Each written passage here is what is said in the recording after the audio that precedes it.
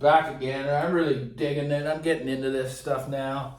I didn't think I'd ever, just from a stream of consciousness, ever reach 980 subs.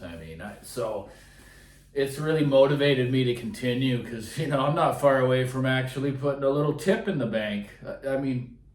I never said I wanted to, but hey, that's where it's headed. So I just try to give topics and discussions from the heart, just from pure knowledge and experience. I don't even have to really think about it. Sure that my topics and what I'm taught, it's all over the place, but it's all hi-fi related. So, Danny Ritchie, I gotta shake my head, man. This guy, right? This guy ruffles a lot of feathers. Is he a chump? I'm sorry I'm gonna say it. No, he's a champ. That's what he is. Like I say, when you're displaying opinions and things to the world, I think it's just best to be 100% genuine in your beliefs, even if it may ruffle feathers. But of course, there's always going to be haters and disbelievers and all that other stuff. But this guy, he's fixing problems. He's fixing problems, right? And these are the types of problems, like I say, when we rush and we're compulsive about our purchasing, that you can run into without doing the deep research and finding out, how is this built? Like, what's inside it, right? I think it's just better to dig deep, right? Like, I've been opening up equipment. Some stuff I won't touch, like the really expensive stuff, which I know doesn't have capacitors and all that other, like the Bel Canto. I'm not touching that. But I have opened things up that I bought in the used market because I want to know, like, why it's 10 grand or why it's 6 grand, right? And that's what the prior video was about. The guy's a gem. He's a salesman, but so what? At least he's showing the world what your money is paying for, okay? So what Danny does is he comes out and he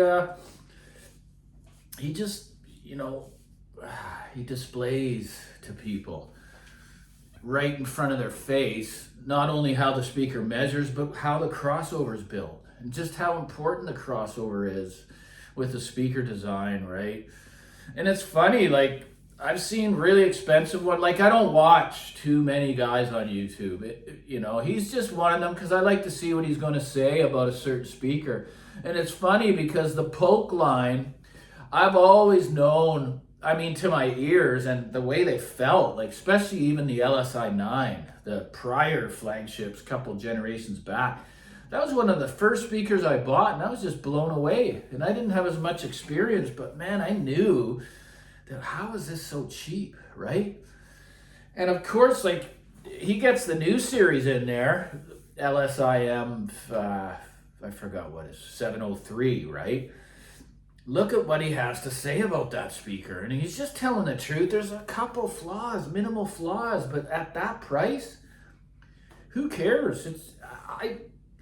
For me, I'm not sending anything into anyone to modify because I've had those experiences, and regardless, original condition is always best. If you want to move it on, let the new buyer or new owner do that kind of stuff to it. But some people just want to keep things so they think. Yeah, it's easier said than done. There's just too much out there, too many carrots dangling, for the buyer. But he comes out there. Another thing I like about the guy, he takes care of himself. He doesn't look like a corpse getting up in front of the camera. And, I like to start the day with I do a lot of exercise myself, and I want to look healthy on the camera, right? The guy runs or does something, but man, good for him. Like, I love, I haven't heard of speakers, but I just have confidence that they're going to be something that I like, right? And he's always believed in an open baffle design too. Like, for me, it's just the looks, right? I just wish they looked better, all the speakers. I'm so fussy. Like, what I hate about is that surround around the driver. I know, call me anal and all that stuff, but looks are just as important to me in my room. I gotta love it. But I'm sure they just sound awesome. he's doing the right thing, just educating people as, try to find out how the crossover's built and for your hard-earned money. Like, I've seen some really expensive stuff go in there, and they still fell quite short in some of the parts that are being used in the design. So he's one of the gems, in my opinion, on YouTube. He's not just a guy that's doing redundant reviews of things coming into the room. And no, he's addressing problems and helping people, right, with those problems. So, I don't know. I got nothing but good things to say about him. I'd love to own some of the speakers. I know that the looks like of the Brute and these new designs, they're not my cup of tea. That's why I'm so fond of the Pure Fidelity table. I just think he got it right in every aspect. It's just so gorgeous, especially in person. Sound and the build, it's just like a piece of high-grade furniture for life, right?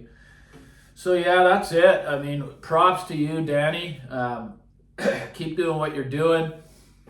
Love to be able to talk to you one day, but it's okay if not. I'll just keep doing what I'm doing here, and seems to be working out. So thanks, guys.